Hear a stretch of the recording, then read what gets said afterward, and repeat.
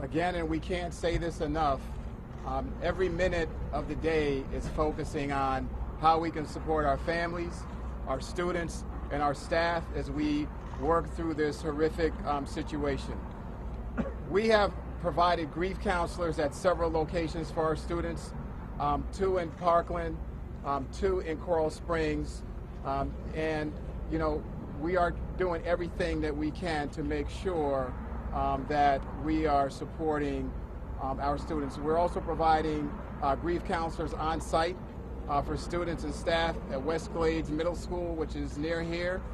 Throughout the district, we're providing guidance to all of our schools on how to have conversations with our students on this particular topic. I will tell you that students have been reaching out to me, reaching out to staff, probably board members and others, saying that now is the time for this country to have a real conversation on sensible gun control laws in this country. So our students are asking for that conversation. And I hope we can get it done in this generation, but if we don't, they will. The second thing I would say, and the governor alluded to it, something that we can do now that we can get done in this legislative session is some real funding for mental health support for our youth and organizations in our community so we can properly provide the right kind of interventions. We should not have disconnected youth wandering around in our communities, and we know that they need additional support. I've been on the phone with members of the legislature.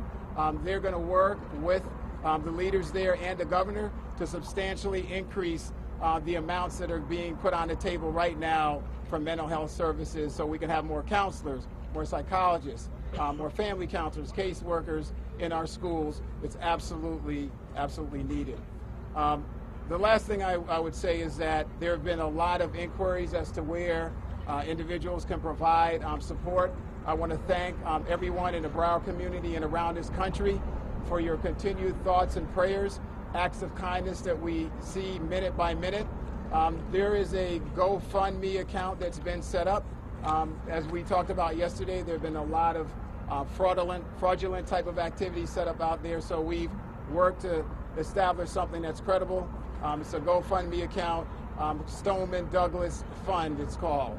Again, that's GoFundMe, Stoneman Douglas Fund, which folks can make contributions. Again, please keep our babies, our families, and this entire community in your prayers as we go through this healing process. It's going to take quite a while for us to be able to deal with this, but we're going to do everything we can every day, create the greatest amount of flexibility we can to make sure that we're supporting our families.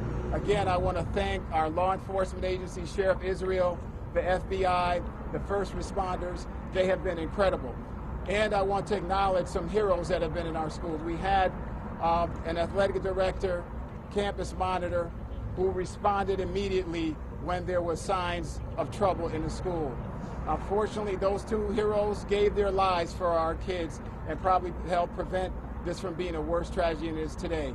And so we need to acknowledge the heroes that are in our school every single day, our teachers, our educators, who are not only ensuring that our kids are learning and developing the skills they need to have a bright future, but they love them and treat them as if they're their own children, and they put their lives on the line every single day.